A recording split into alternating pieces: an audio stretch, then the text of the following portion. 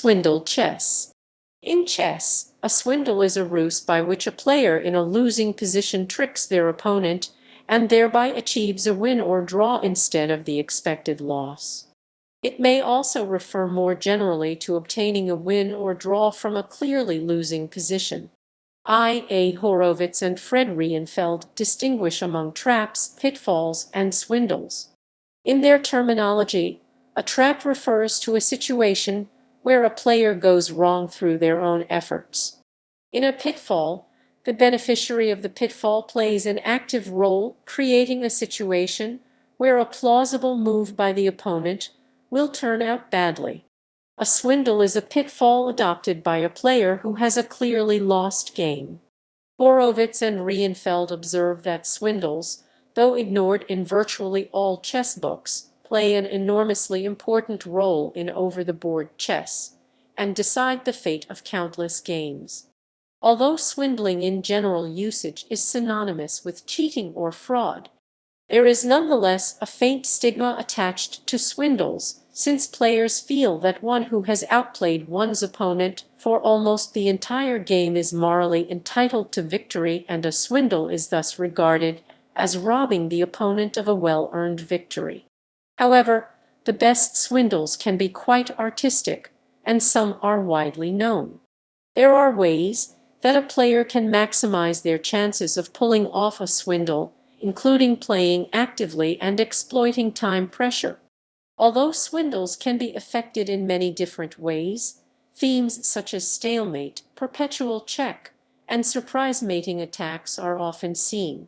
The ability to swindle one's way out of a lost position is a useful skill for any chess player, and according to Graham Burgess, is a major facet of practical chess.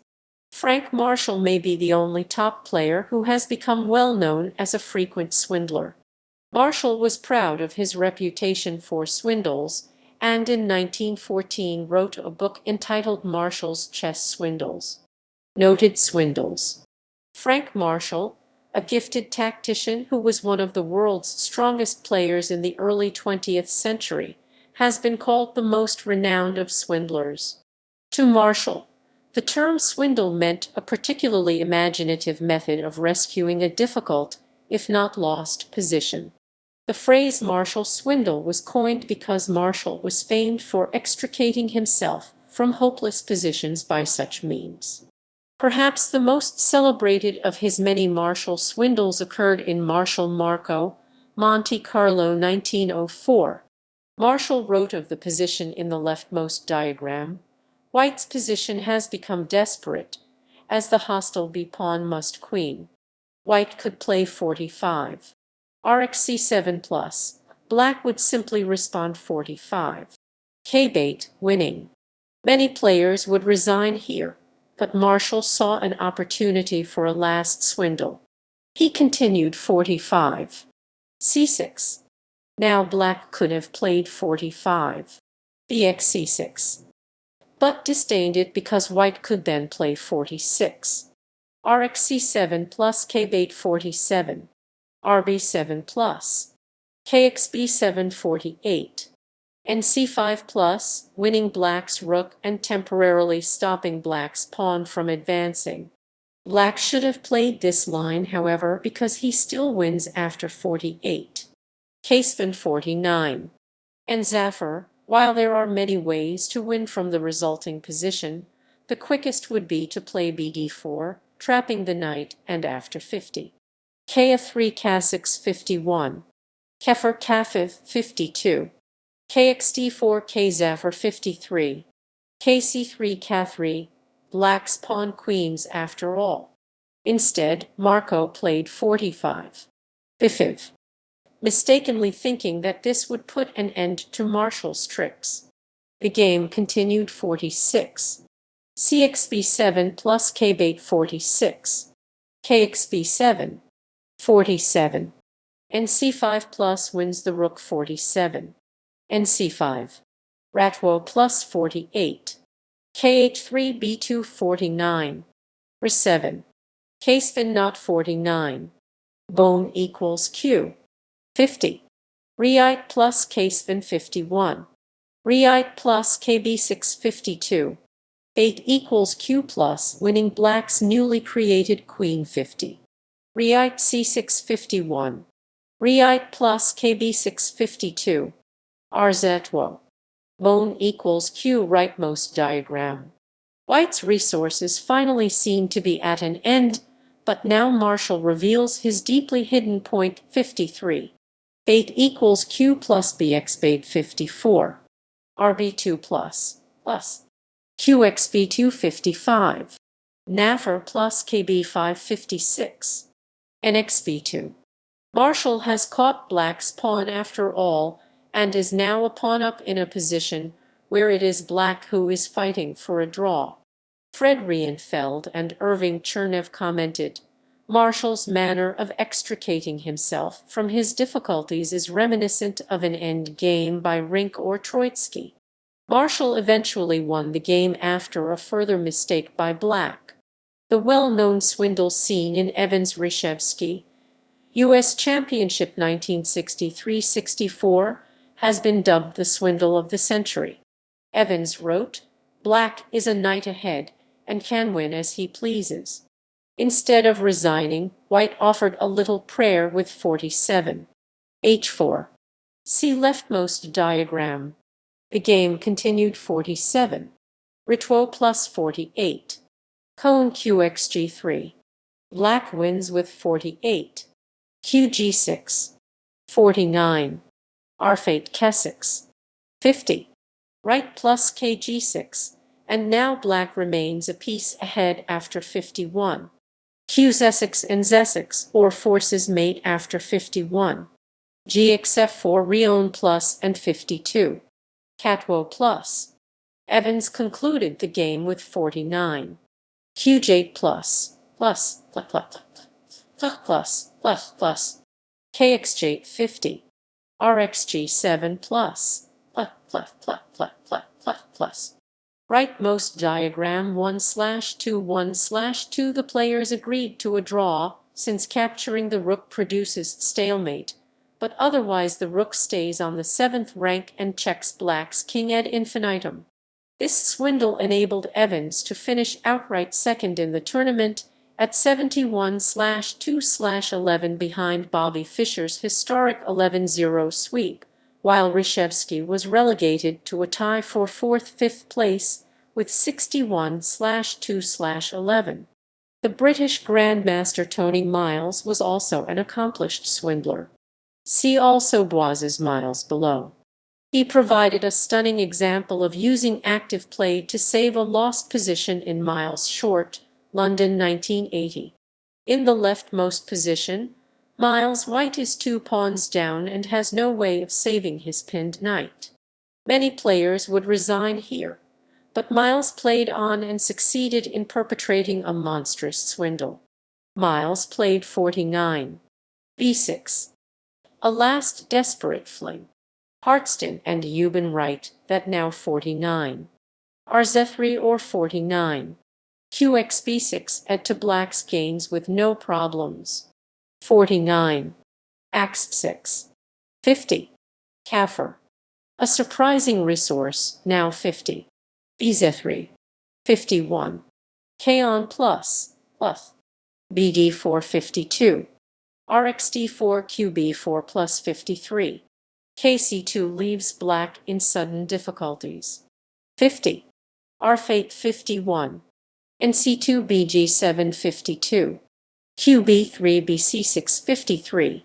Ardone Kefif 54. A7 Baffer 54. E3. Followed by Before would still win quickly. 55. K3 Arsate 56. Ne3 Kafif 57. Arkane. H5 giving his king a flight square and avoiding 57. Qzaspen 58. BB5. Rxkane plus 59. Qxkane threatening both 60. Qsate plus and 60. K3. 58. BD5. Rxkane plus. Miles writes that after 58, Ardate White still has plenty of problems. 59. Qx can accuse ace-spin 60. Q8 plus kh7 61. And f5. See rightmost diagram. Down 4 pawns, white offers a piece sacrifice. White now threatens 62. Qj8 hash and 61. Gxf5 62. Qxf5 plus kh6 63. Qf4 plus draws by perpetual check since 63. Kg6. 64. B Zephyr is mate. 61. B8. The only way to continue the game. Now 62. QZ8. K-on plus 63. KC2 QC3 plus 64. K-don QD3 plus and 65. QXD5 wins for black. 62. And XG7. QD7 63. QZ8 QXD5 64. Nesix QB3 plus 65. Kkanet QC3 plus 66. K-don QF6 black still hopes to mobilize his pawns and play for the win. However, Miles now forces a draw with another piece sacrifice. 67. And G5 plus. QXG5 otherwise 68. And Zephyr draws easily. 68. QF7 plus kite 69. Q-fate plus KH7 1/2 1/2 white draws by perpetual check. Practical considerations. International master I.M. Simon Webb in his book Chess for Tigers identified 5 secrets of swindling. 1. Be objective. The first prerequisite to a swindle is to be objective enough to realize early on when you have a lost position and start playing for a swindle while your position still has resources. If you wait until your position worsens and becomes hopeless, it will be too late. 2. Do not be afraid of losing. Once you've accepted that your position is lost, you should be in a position of psychological strength. The worst that can happen is that you'll lose the game. The pressure is on your opponent to win a one game, and it is your opponent who will be embarrassed if unable to do so. 3. Play actively. In a losing position, you cannot passively wait for your opponent to squeeze you to death. To stand a chance of pulling off a successful swindle, it is important to get the initiative, and this may involve sacrificing a pawn or two, or even the exchange, to activate your pieces. Grandmaster GM John Nunn adds a caveat: when in a bad position, one must decide between 2 strategies, which he calls grim defense and create confusion. Grim defense involves finding some way to hang on, often by liquidating to an ending.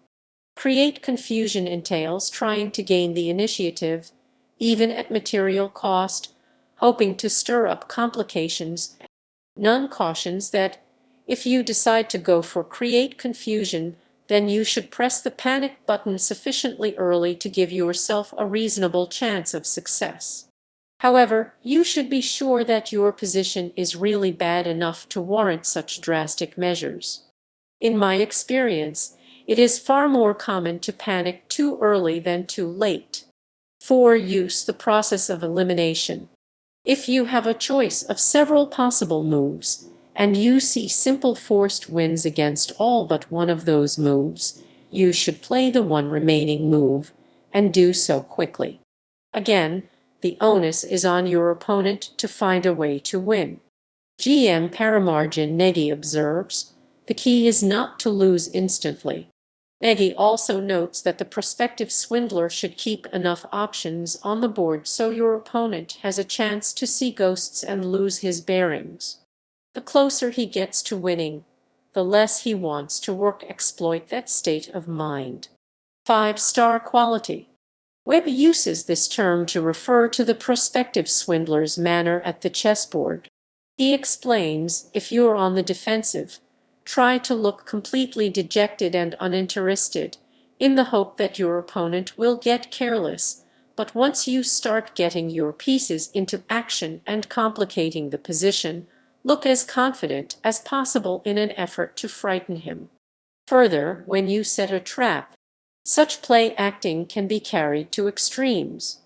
GM Nikolai Krogius writes that Najdorf, in his game against Gligoric at the 1952 Helsinki Olympiad, left a pawn and prize in time trouble, and then desperately clutched his head and reached out as if wanting to take the pawn back.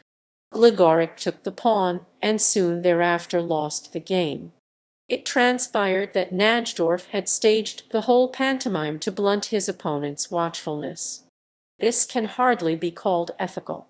Six-time trouble is another consideration noted by various authors, including Webb himself. This has two aspects. The more obvious is exploiting the opponent's time pressure to perpetrate a swindle. Ali Mortazavi observes that when the clock is ticking and time is pressing, a player's intuition is most likely to let him down, and this is where the swindler will get his opportunity. He writes, "It is of the utmost importance that the swindler conducts himself in the appropriate fashion when his opponent is in time trouble. This includes calmly reflecting rather than rushing one's moves." GM Pal Benko notes that it is unpleasant for the player in time trouble to have to wait at the board without daring even to get up to get a drink of water. Mortazavi also advocates that, in general, one should avoid playing the most obvious moves, one-move traps, obvious pawn breaks, checks, etc., since the player in time trouble will likely have analyzed and have responses ready for them. However, both Benko and Webb advocate what Webb calls the barrage technique: analyze a forced sequence of moves, then play them quickly. Webb explains, for example, if you have an obvious exchange of pieces available, don't play it immediately, but first decide on your next move, and then play them both at once. The aim is to catch your opponent with a move he hasn't considered. He will probably have considered most sensible moves in the position on the board, but since he doesn't know what your first move is going to be, he can't prepare replies to your second or third moves. The effect of an unexpected second move bashed out instantaneously can be shattering, even if it isn't particularly good. Both Benko and Webb emphasize that a player who has a winning position should not play quickly in his opponent's time pressure. Likewise, GM Ludek Patchman remarks, it is best to continue with one's sound strategic plan, and if one has the better position, it is completely illogical to fish in the murky waters of the opponent's time trouble. The second aspect of time trouble is that the player in time trouble may use it to facilitate a swindle. An example of this is Chigorin Schlechter, cited below, where Schlechter's time trouble led Chigorin to believe that 44 QC7 plus was a time pressure-induced blunder rather than a trap. Mortazavi notes that although players in time trouble rarely play the best moves, their opponents can also suffer from the excitement of the moment and play abysmally. Krogius notes that a player who is unhappy with the course of the game sometimes enters time trouble with the idea of exploiting it as a form of psychological warfare. This is often successful. The opponent, hoping to gain a quick victory during the other side's time trouble, becomes excited and loses the necessary critical approach. The result is a loss of detachment in controlling one's emotions, which leads to serious errors, and thus the intentional use of time trouble is often justified. However, Krogius warns that one should deliberately get into time trouble only after a detailed assessment of a number of considerations, such as the complexity of the position, the opponent's character, and the likelihood of errors on his part. Patchman vs. Dota, 1965. Patchman once deliberately let an hour run off his clock in order to use his own time trouble to lure his opponent into a swindle. In Patchman Dota, Havana 1965, Patchman had earlier sacrificed an exchange for attacking chances. In the leftmost position, Patchman had just played 27. Rion F3.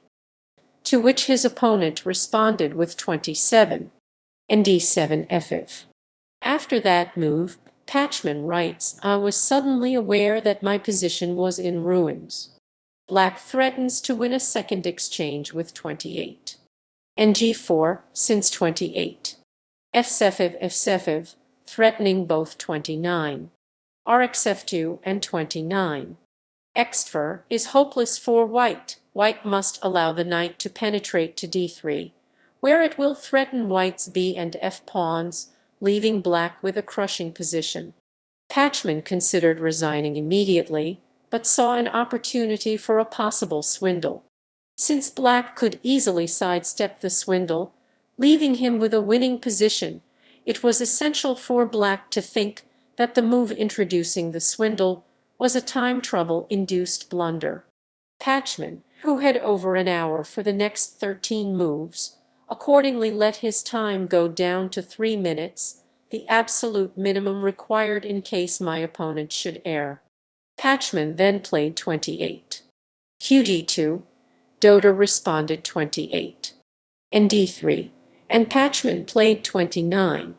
And don't immediately, in my artificially created time trouble. Dota now could have kept a winning position with, for example, 29. BG4. Instead, he glanced at Patchman's clock, thought no more than 30 seconds, and played 29. And XF4. Falling into Patchman's swindle. Patchman played 30. And F5. Initiating a strong attack. See rightmost diagram. Patchman writes, the rest of the game followed at lightning speed, with my opponent in no way short of time but clearly depressed by the piece sacrifice. The game concluded 30. GXF5 31. RG3 plus kite 32. QXF4 RB3. Better was 32. QZephyr 33. QD2 F4 34. RF3 and 35. RxF4, with a strong attack 33. And C3 RxB2 34. XFIV F5 35. Nefer Retwo 36. And XF6 RxF6. After the better 36. Refiv 37. And G4 RxF5 38. And H6. RFate 39. RG5. Wins 37. QG5 Rion plus 38. KH210. Row. Burden vs. Christiansen 1992. Similarly, if you have a lost position and can manage to induce your opponent to play quickly, you maximize the chances of a swindle. As Benko explains, if you have a lost position, you may as well try speed chess. You can only lose a game once. Maybe your opponent will get rattled and blow his advantage. GM Larry Christiansen successfully used this strategy in Burden Christiansen, Las Vegas 1992 diagram at left. Down a queen for a knight and pawn against an opponent rated about 2200 master level, he managed to outplay his opponent and win. National Master Todd Bardwick explains, Christiansen hung his queen in the early middle game and had a hopelessly lost position. He then moved quickly, hoping to get Jim Burden caught up in a faster-paced game where the probability of Jim making a mistake was increased. The idea worked as the game actually speeded up to a blitz pace where Jim ended up blundering away a game he would have never lost had he taken his time. The game continued 26. And G4 27. K-bone and H6 28. BC4 and G4 29. QD3 R date 30. D7 FR 31. QD6 B5 32. K7 32. QXB6. RxD7 or 32. VF6 33. H3 33. K6. R date 34. H3 wins a piece. VF6 33. Keyite plus KG7 34. QF7 plus KH6 35, H3 Ne3 36, QXF6 36, B6, RxD7 37, K6 37, RF4, threatening RH4 hash and XG2 38. RxF5 intending Q-Fate plus is crushing RD4 38. Rion and XG2 Christiansen evidently felt that this gave better swindling chances than 38. NXC4 39. C3 and D2 plus 40. KC2 R date or 40. And B3 41. Ardone 41. QXB6 39. Argon and F4 40. QJ F3 41. Q-Fate plus KH5 42. H4 42. QG7. H6 43. Pitfall plus. Mates quickly. RxC4 43. QF6 white mates with 43. RG5 plus. Plus. KXH4 44. QH6 plus and H5 45. Argon. RG4 46. Rhone plus KG3 47. QZ3 plus KG2 48. Argon plus KH2 49. QF2 plus KH3 50. Rhone hash 43. QF7 or 43. QJ8 is also crushing, threatening both QXH7 hash and Black's Rook. KH6 44. QG5 plus 44. Q-Fate plus allows white to transpose to the above lines. Even better is 44. RG5. Threatening Q-Fate hash Nesix 44. And H5 allows 45. RxG6 plus. HXG6 46. Q height hash or 45. RxH5 plus. KXH5 46. QG5 hash.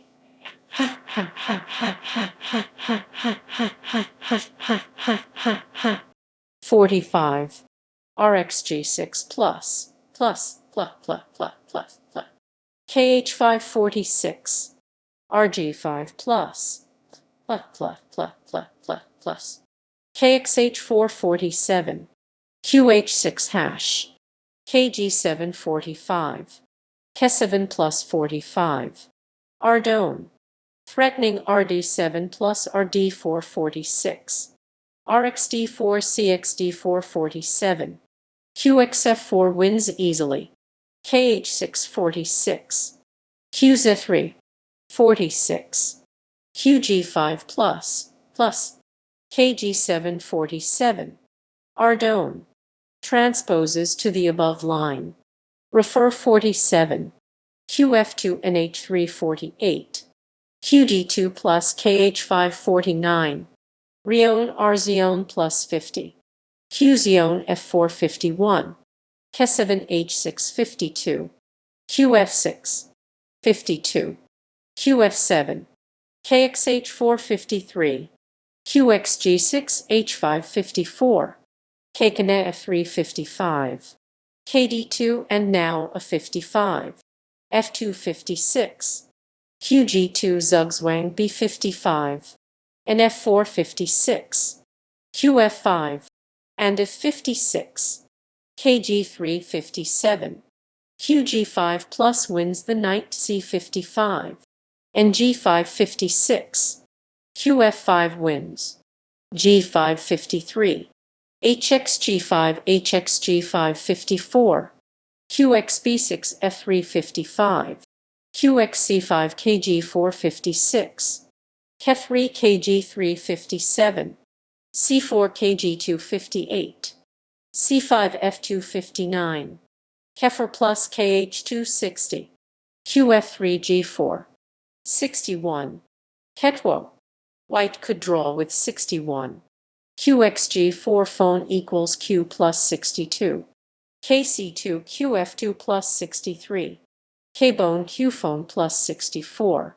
KC2 QB564, NF2 65, QF4 plus KG2 66, QG5 plus KF3 67, QF6 plus K3 68, QH6 plus KD4 69, QD6 plus Kefir 70, QG6 plus KD5 71, QD6 plus Kefir 72, QG6 plus KF4 73, QD6 plus Kefir draws by repetition of moves 65, QB4, G3 62, C6 G2 63, Kef plus cone 64, C7 gone equals Q plus 65, KC2 phone equals Q 66, KC3 Q Kne plus 67, KB4 QB6 plus 68,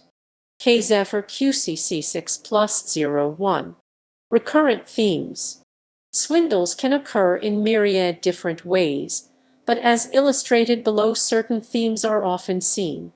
Stalemate. One classic way of saving a draw in a losing position is by stalemate.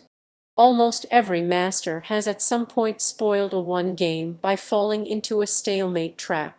The defender often achieves the stalemate by sacrificing all of his or her remaining mobile pieces with check in such a way that they must be captured, leaving the defender with only a king and sometimes also pawns and slash or pieces with no legal moves. Another well-known martial swindle is Marshall McClure, New York 1923 diagram at above left. Marshall, a rook down played 1. RH6. RxH6 2. Height equals Q plus Rx height 3. B5. A very unusual position has arisen. Now black is up 2 rooks and on move, but the only way to avoid stalemate is 3. RD7 4. CXD7 threatening 5. Date equals Q plus forcing stalemate C5. 5. BXC6 Kbait 6. KXB6 when white even wins. Decades later, someone pointed out an alternative draw with 1. RG6. FXG6 2. Height equals Q plus Rx height 3. B5 or 1. Re-height 2. RJ Rbait 3. B5. In Chigor and Schlechter, Ostend 1905, diagram at above right, a game between two of the leading players of the day, an unusual combination of stalemate and zugzwang enabled the great Schlechter to rescue a desperate position. Schlechter, in extreme time trouble, played 44. QC7 plus. Chigorin, thinking Schlechter had blundered, responded 45. QB6 plus, seemingly forcing the trade of queens. Schlechters's 45. Keyite. Forced an immediate draw 46. QXC7 is stalemate, and 46. K6 Q8 plus 47. Kafev allows a draw with either 47. QC7. Zugzwang, when white cannot make progress, or 47. QC3 plus 48. K6 Q8 plus with a perpetual check. In Kasparov-MacDonald, Simultaneous Exhibition, Great Britain 1986, leftmost diagram, the world champion had a winning advantage, which he could have converted with 54. QD6 plus KG7 55. C6. Instead, he played 54. B Zephyr, allowing 54. RxG3 plus 55. KXG3 Kefif plus 1/2 1/2 since the forced 56. Q Zephyr gives stalemate rightmost diagram. Note that 55. KH4 instead of 55. KXG3 with the strong threat of 56. QH7 hash would have been met by 55. rg4 plus 56. kxg4 forced qd7 plus 57. qxd7 with a different stalemate. Brischuk Judith Polgar, Beale 2007, is a more complicated example of a successful endgame swindle based on a stalemate defense. In the leftmost diagram, Polgar is 2 pawns down with a lost position. On the natural 60, kf5, blocking white's more forward pawn, white can play 61. kf3 followed by slowly advancing his pawns. Instead, Polgar played 60. kh3, hoping to induce the attractive-looking 61. kf3, when white is ready to play g4 and roll his pawns forward with black's king out of play at h3. Brischuk fell into Polgar's trap, playing 61. kf3. 61. f5. Wins. Polgar responded 61. And g4. Rightmost diagram. Now 62. An xg4 would give stalemate. Worse, white is in zugzwang, having no useful moves, e.g. 62. f5 and zf plus 62. Ketwo kxg3 or 62. Kefir nf6 plus 63. kf5 kxg3 64. kxf6 kxf4 with a draw by insufficient material. The game continued 62. And d3 in h2 plus 63. Kefir ng4 since white has no way to save the g-pawn other than repeating the position with 64. kf3 and h2 plus, black keeps her knight actively placed rather than immediately capturing the pawn. 64. Nefiv and f6 plus. 65. kf3 and g4. Repeating the position that occurred after 61. And g4. This time white tried 66. And c4, but also without success 66. And h2 plus 67. Kefir and phone 68. Nef3 and xg3 plus 69. Kefif kh2 70. kd6 and h5 71. f5 and g7 72. f6 1/2 1/272.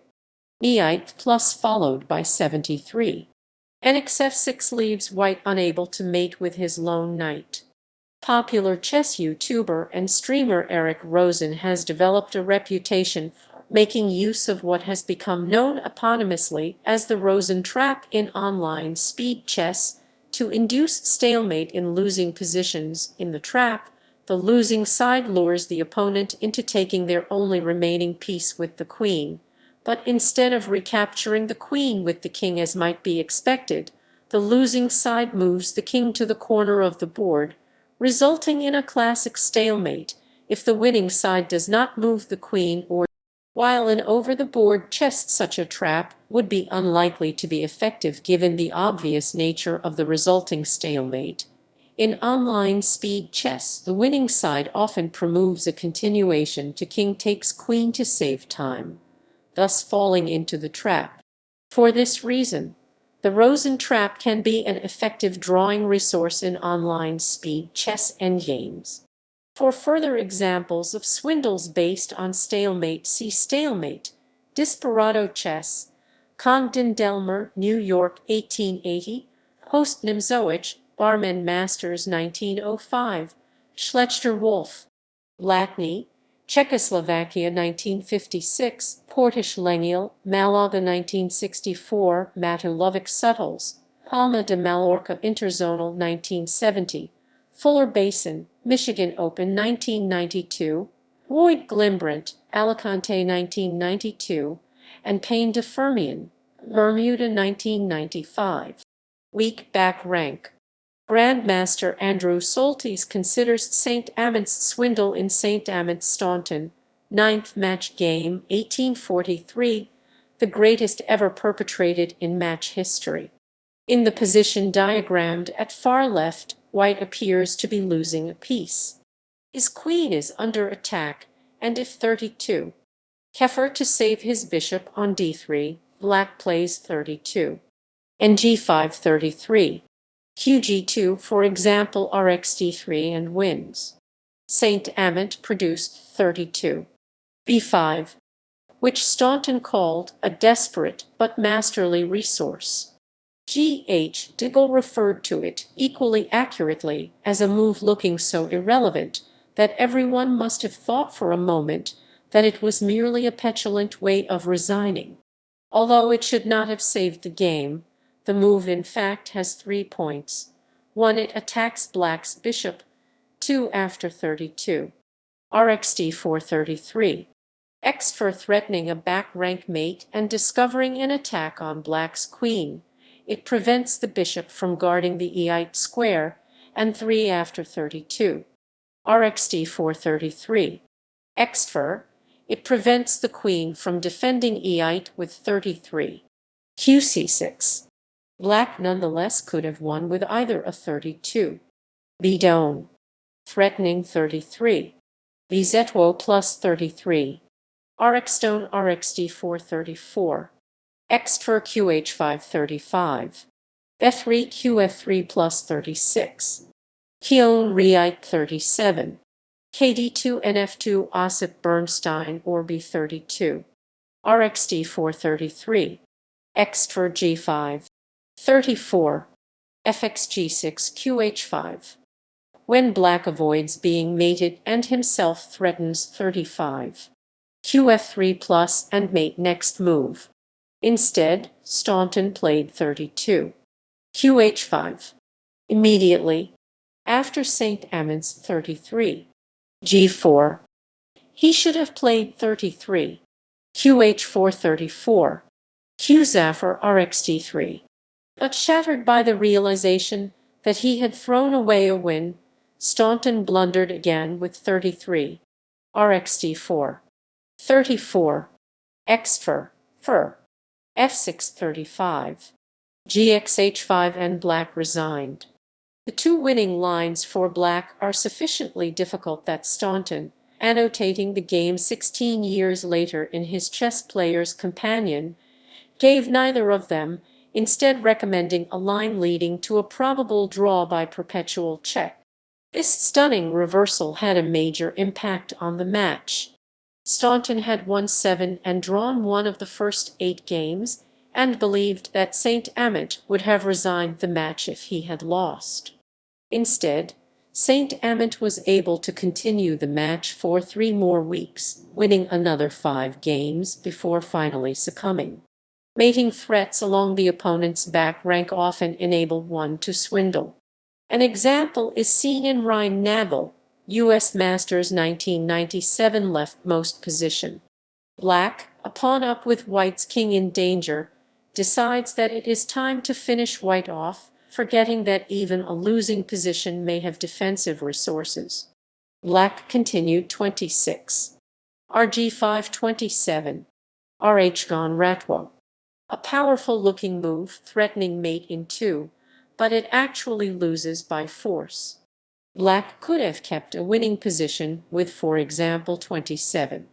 Qf4 plus 28. G3 Qf2 plus 29. Rg2 Qf7 or 28. Cone. Rg3 29. Qdone Ra3 threatening Rxh3 plus 30. Qphone Qh4 renewing the threat 31. Kh2 G6. 31. Ratwo 32.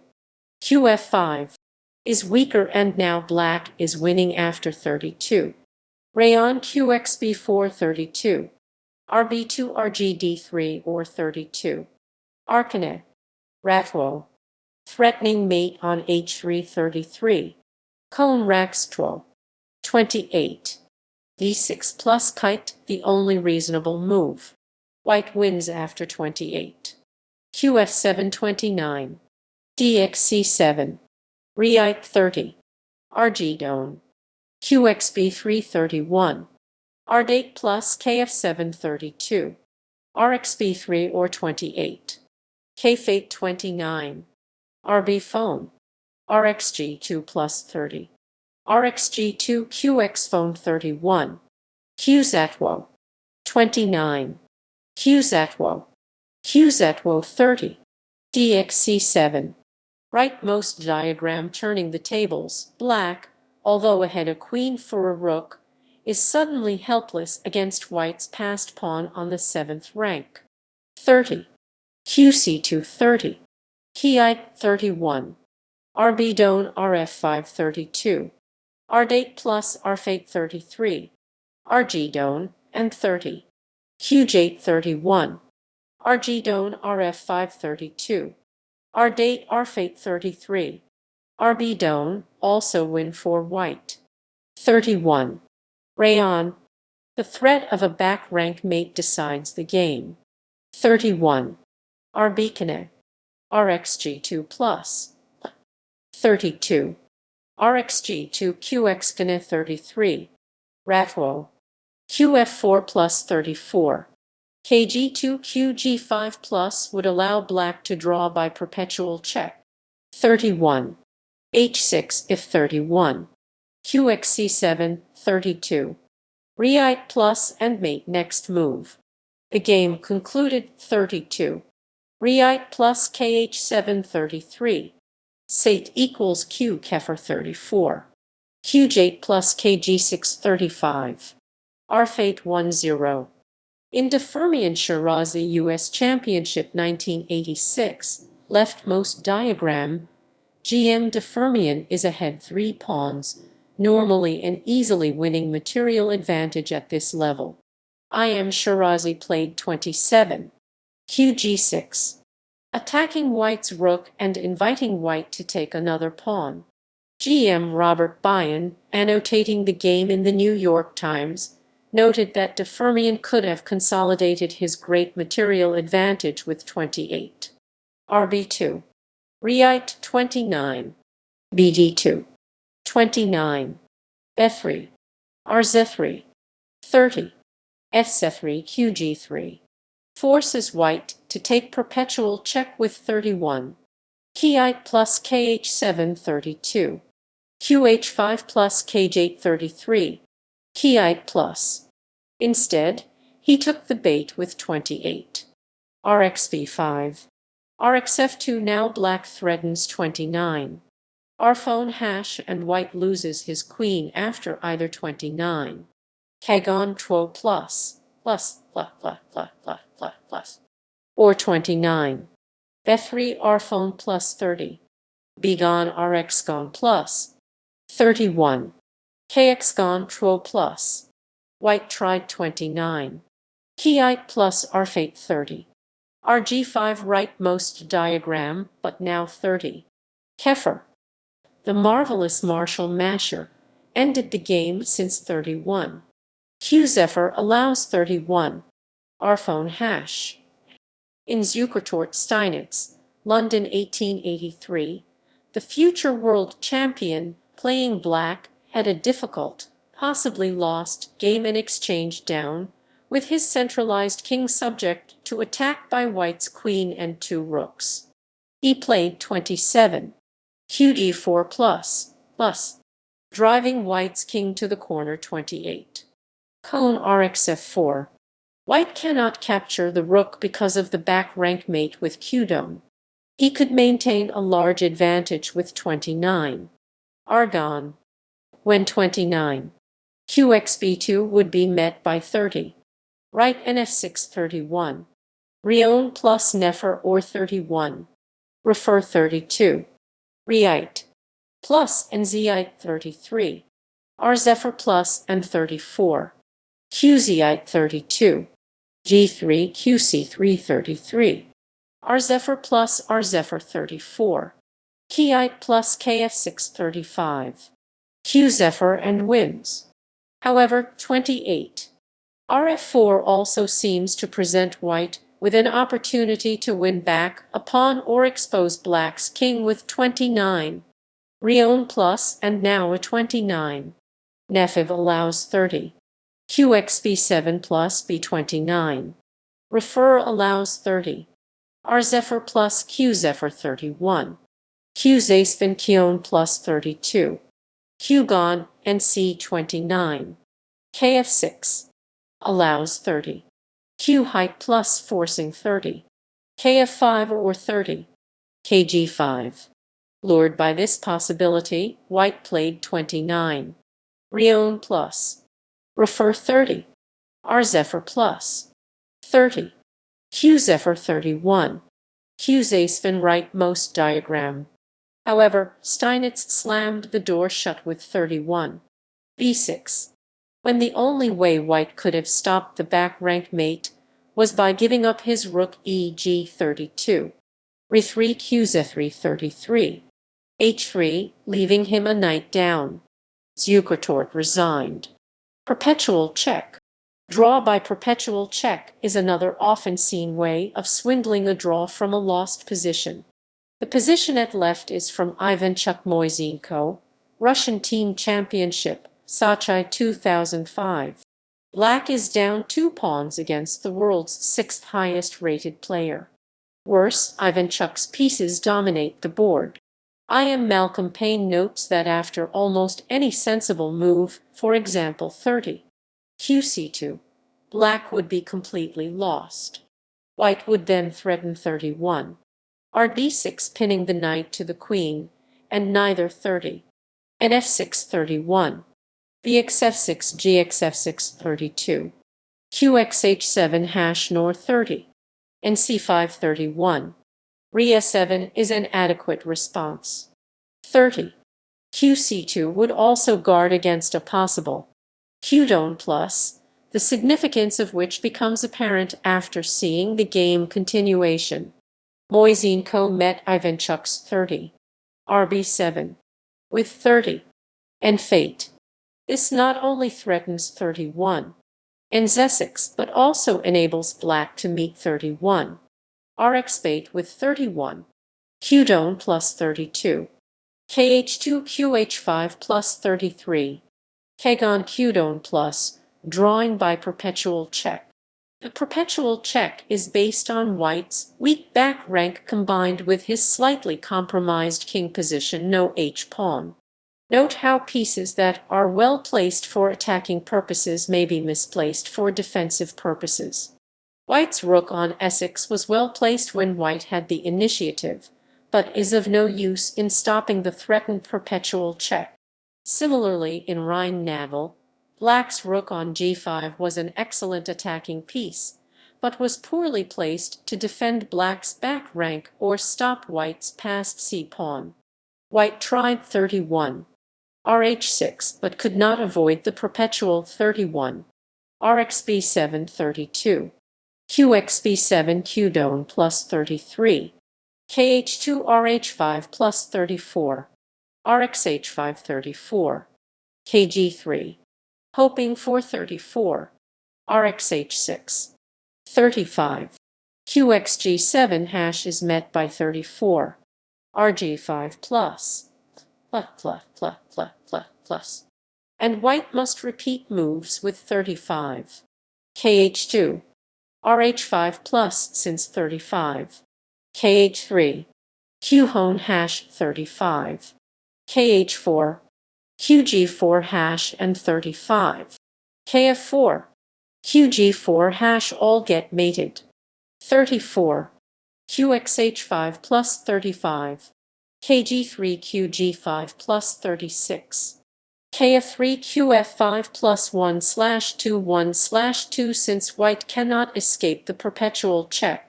Sometimes perpetual check can even save the draw in a very simplified ending.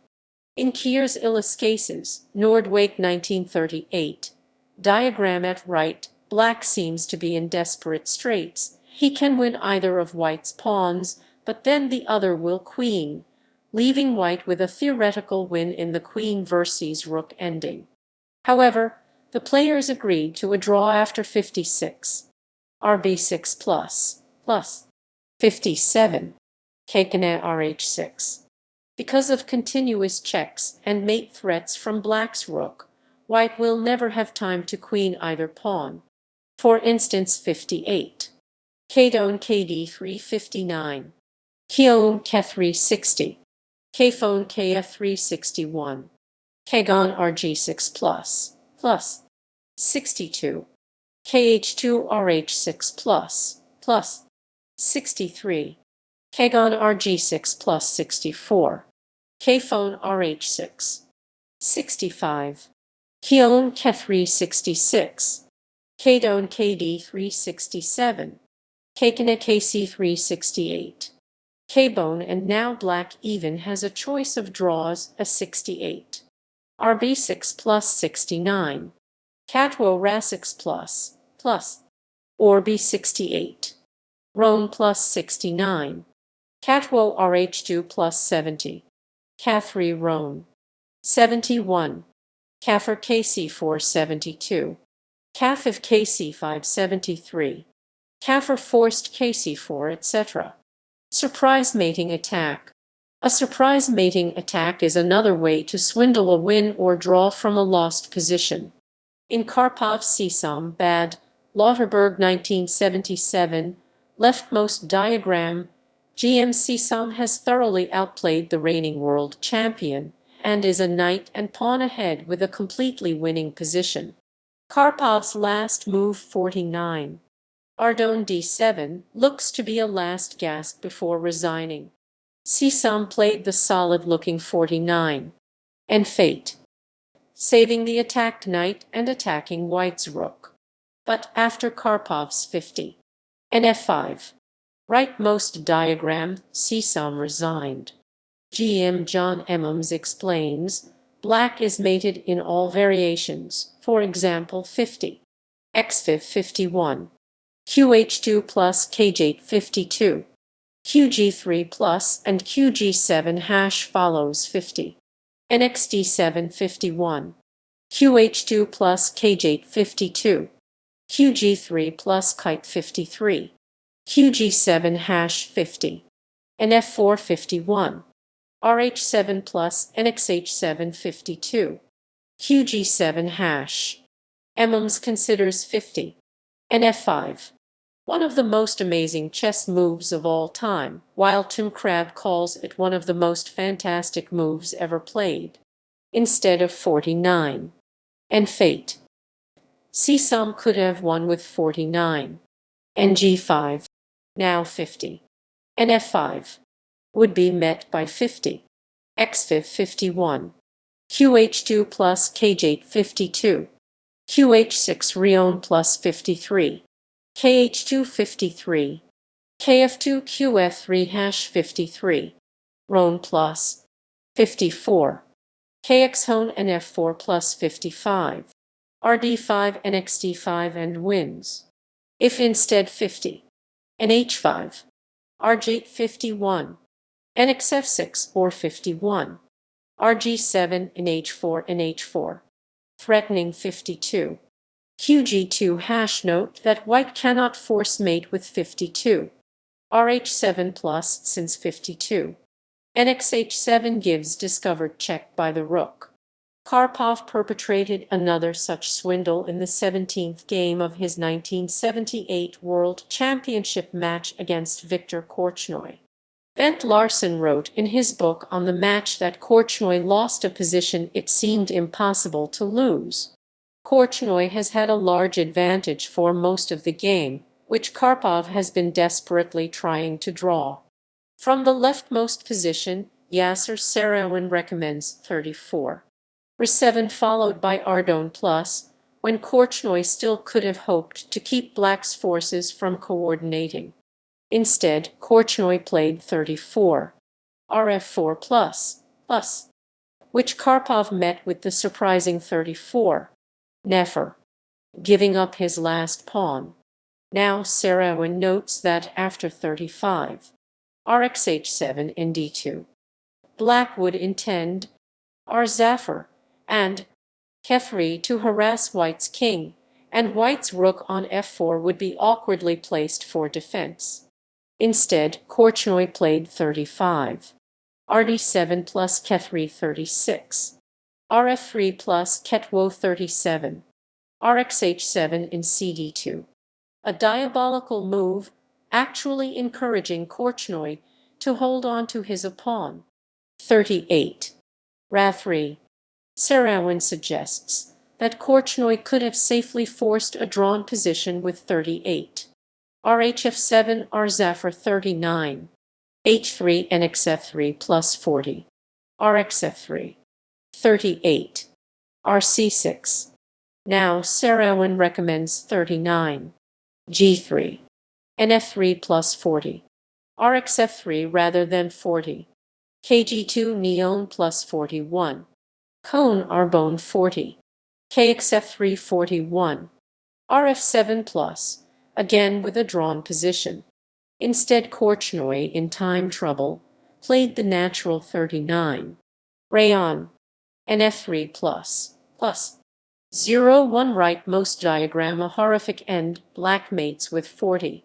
Cone NF2 hash or 40. GXF3 RG6 plus 41. Cone NF2 hash. This game was critical to the outcome of the match. Miles' game against the Tunisian IM Slim Boises from the 1979 Riga Interzonal C leftmost diagram is a fine example of using a surprise mating attack to swindle a win from a lost position. The game shows a subtle psychological build-up to a swindle by the swindler and deadly overconfidence by the swindlee. Boises has completely outplayed Miles and is on the verge of a major upset. Boises is up a rook for a bishop and has a simple plan queening his c-pawn. White's king is a little drafty, but seems to be well defended by White's queen and pawns clustered around it. The game continued 40. Roan shuffling about aimlessly with his rook, or so it seems. Now 41. RxH5. Really would have left black with a hopeless position, but White did not see the need. 41. C6H4.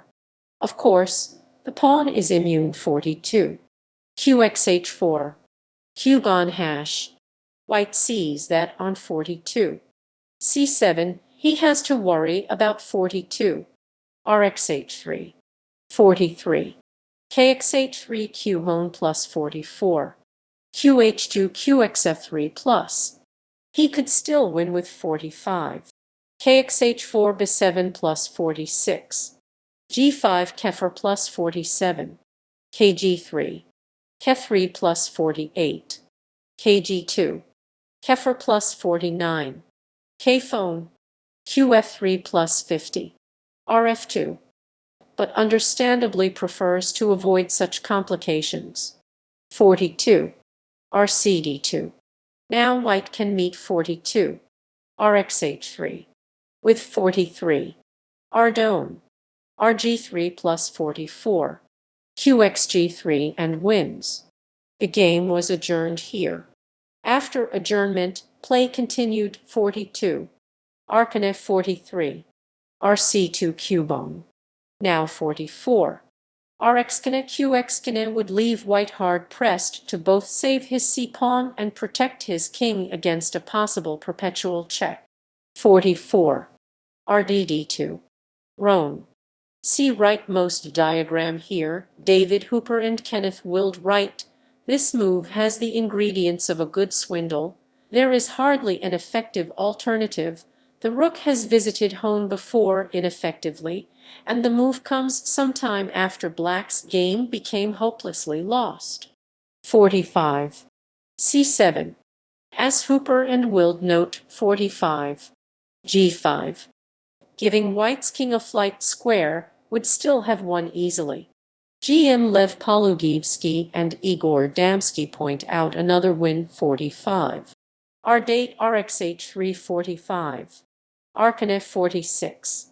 Rx Fate plus KX Fate 47. QC5 plus and 48. Rx Knef 46. KXH3 Q hone plus 47. QH2 QXF3 plus 48. KXH4 QF6 plus 49. G5 QX date 50. RD2.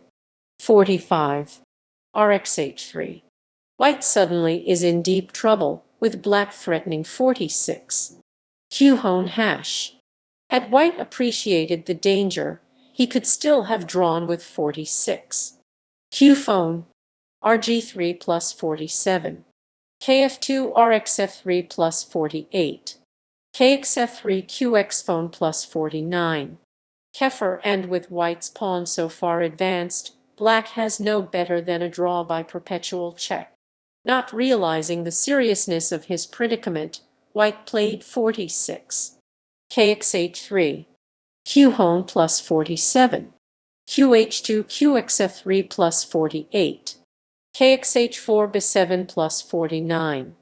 G5 49. KH5 G6 plus 50. KH6 K3 plus forces mate. 49. EXG5 plus. 0 1 too late, Wazes saw 50. KXG5 F6 plus 51.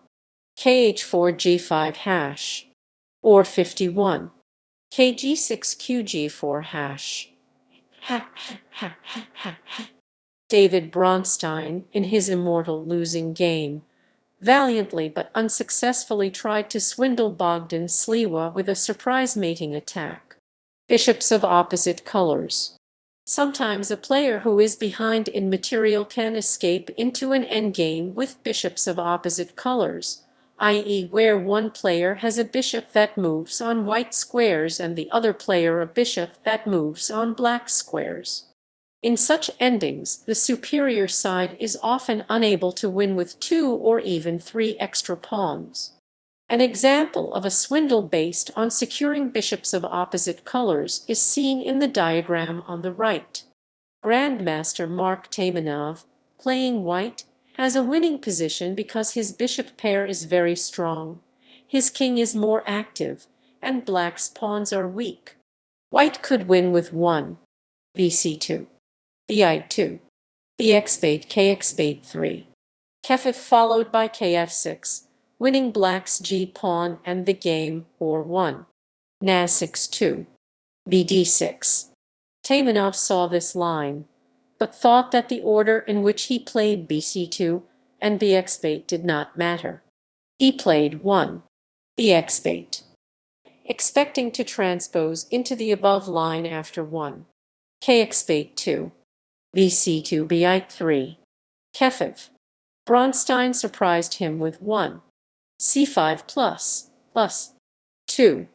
KX C5 B Zafir, resulting in a dead drawn bishops of opposite colors ending. After white moves his emprise bishop, black can play 3.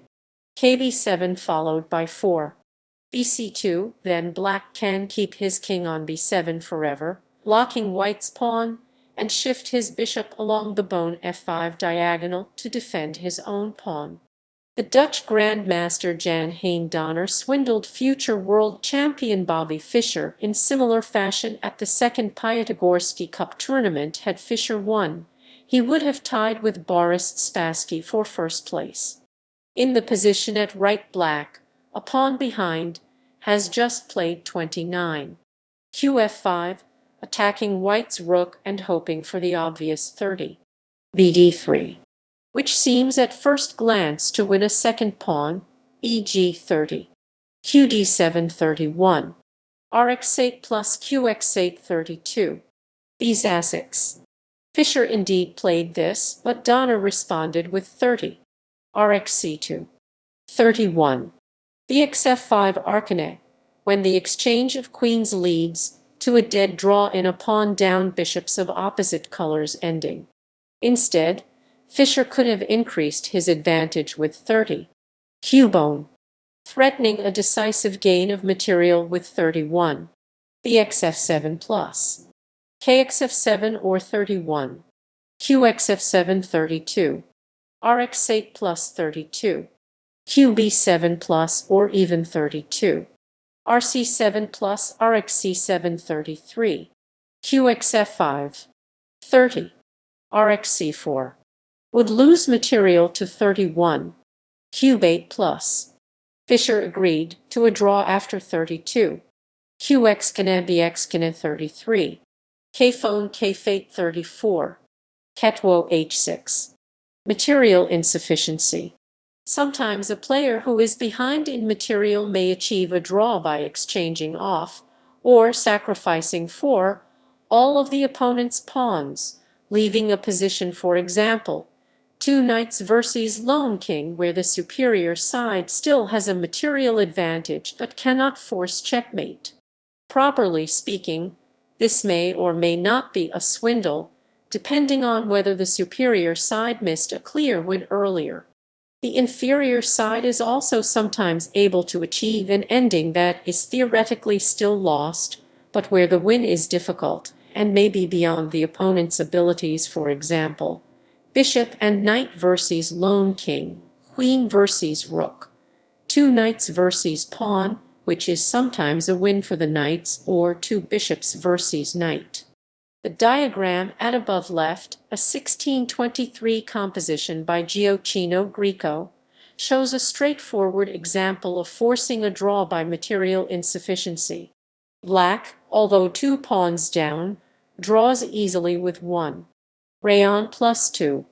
R-phone RX-phone plus 3. KX-phone 3. Then 4. GXH3 is a standard book draw. On other moves, black will play 4. BXG2. Again leaving white with a rook pawn and the wrong-colored bishop. Black implemented this idea in actual play in Karlsson Ireland Norwegian Championship Final 2002. From the middle diagram above, Ireland played 52. Bafiv. 53. Bizafiv KC6, and the future world champion had to agree to a draw a few moves later.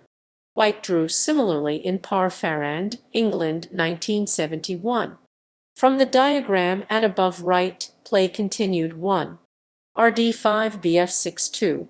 RXF5. On 2. GXF5 3.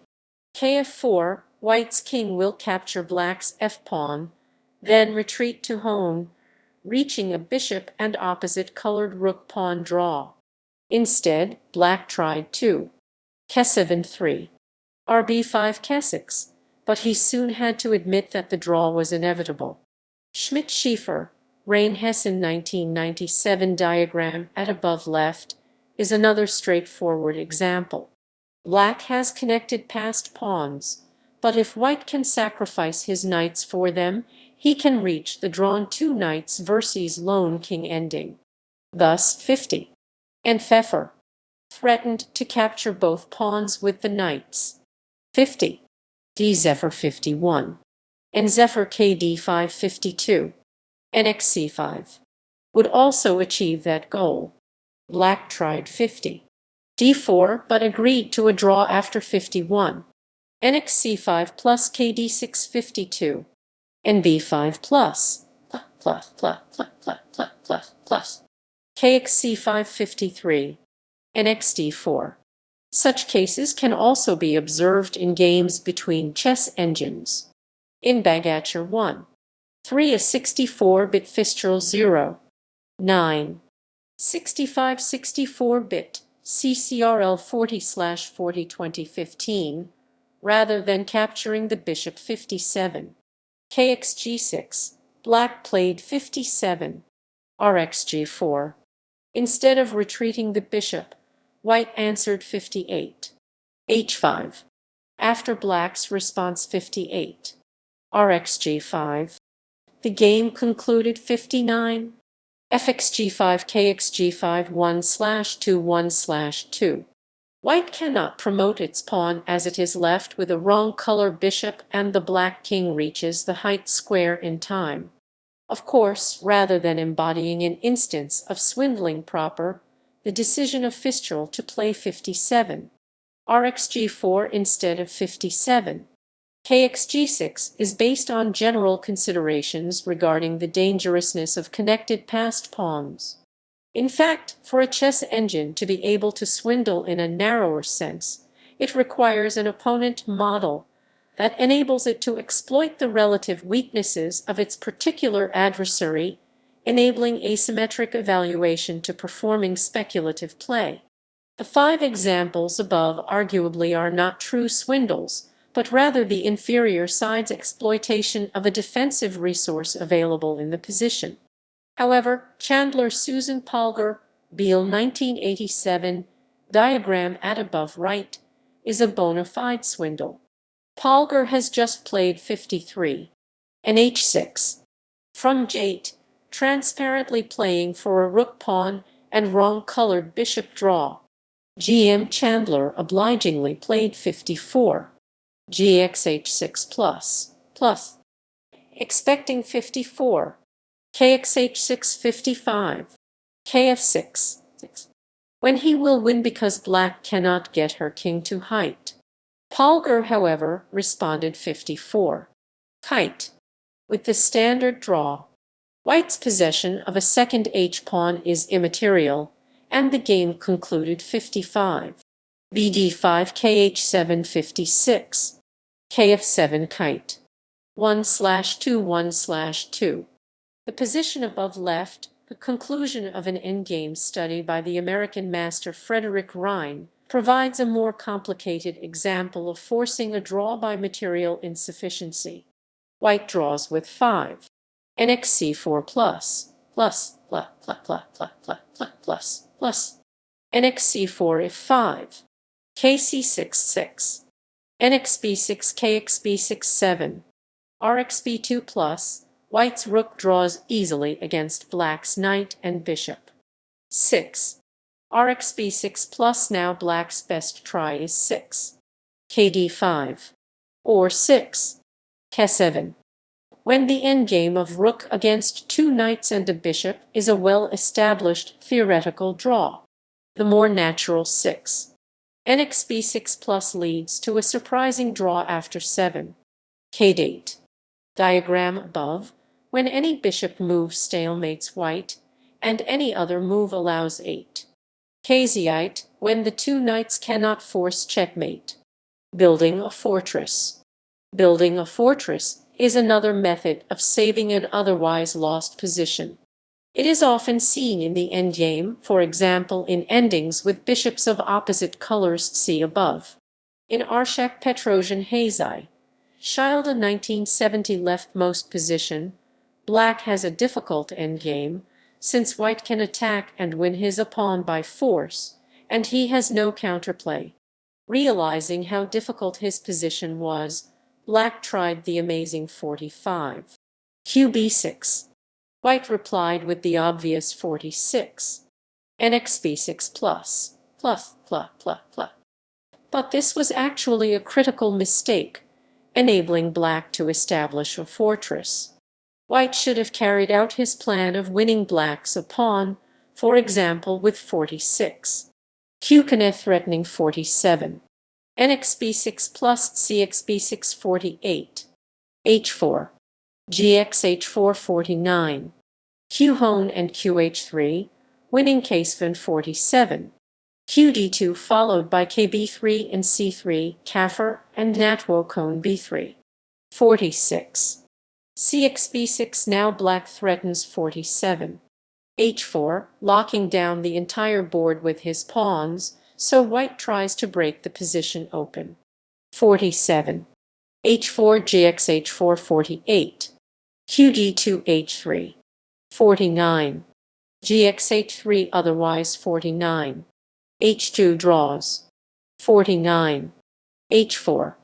Rightmost diagram black has established his fortress, and now can draw by moving his king around.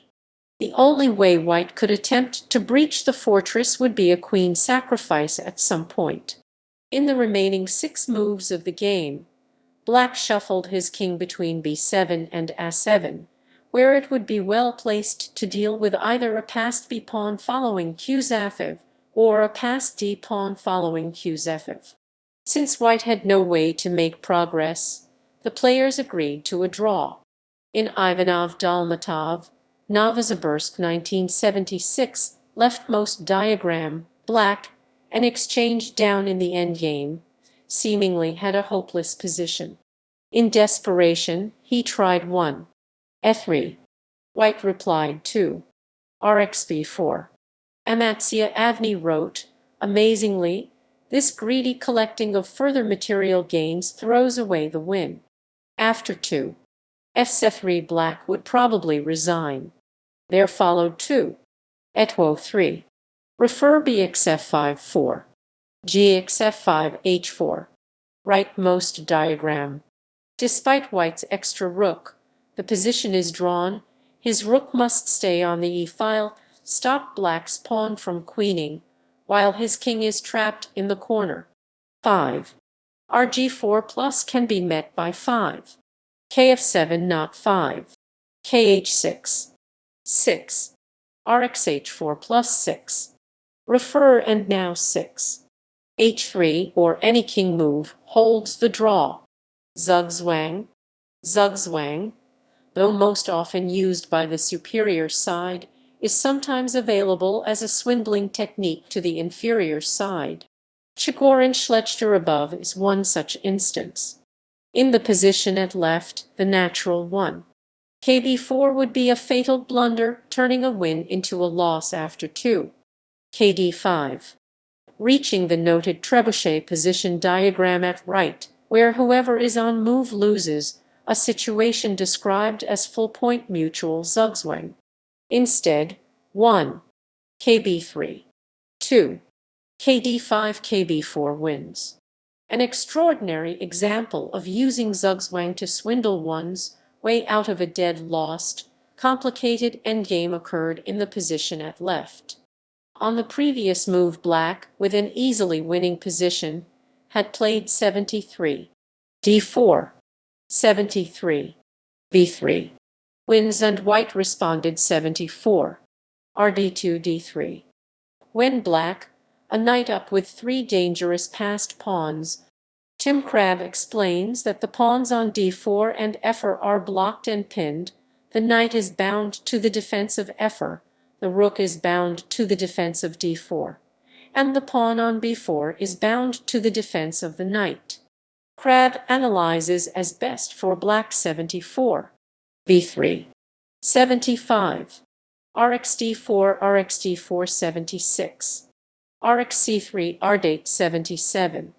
rxb3 reite 78. re3 refiv 79. rc3 79. kxf6. rzafiv 82. kg6 rayon 83. f6 argon plus wins reite 80. re3 refiv 81. rc3, and the game will end in a draw by repetition of moves. Instead, black played 74. nb5. 75. r-zephyr and d6 76. re6 rc6 77. rxd4 rxh6 plus 78. kxh6 and xf5 plus 79. kg6 10. Multiple themes. Some swindles combine more than one of these themes. In Bilyavsky Christiansen, Reggio Emilia 1987-88, Christiansen pulled off a masterful swindle, beginning with a knight sacrifice and 4 offered queen sacrifices in hopes of perpetual check, and ending with a sacrifice of queen and both rooks to achieve stalemate. In the leftmost diagrammed position, black's game is crumbling. White has the initiative over the whole board. He threatens black's pawn on f7, and if black defends it with 29, and h6 30. qb6 will win black's c-pawn and the game if 30. qd7 31. nxf7. In desperation, Christiansen counterattacked with the remarkable 29. nxf2 30. kxf2 ra3 31. bxf7 plus kg7 32. k6 ratwo plus. Here, Bayan noted in the New York Times that after 33, q-zatwo r-zatwo plus 34, b-zatwo and g4 plus 35, kagon k7 36, b-bone k3 37, bd3 qb2 38, rc2 qd4 plus. White will experience difficult technical problems. Instead, the game continued 33. Kagon reite 3. Hoping for 34. qz7. rxg3 plus, and the rook gives perpetual check along the third rank. Nor was 34. Cone RxG3. 35. Q's at woe in G4. Appealing for white. Bilyavsky preferred 34. Neite plus. Now 34. Enziite. 35. QXG6 plus mate's next move, and there is no perpetual check after 34. Qzite. 35. Bzite RxG3 plus 36. Cone. Undeterred, Christiansen played 34. KH6. 35. NXF6 35. QZ7 RxG3 plus or 35. QXF6 still leads to perpetual check. 35. RxG3 plus 36. Cone QXF7. Offering the queen a third time, again hoping for perpetual check after 37. QXF7. RH3 plus or 37. Unjate plus. QXjate. 37. RD7. White offers his own queen sacrifice if 36. QZ6 37. RH7 hash.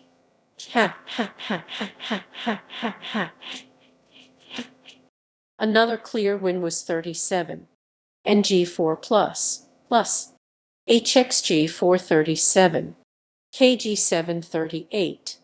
QZF plus is even worse 38. QXF7 RH3 plus 39. Kgon RG3 plus 40.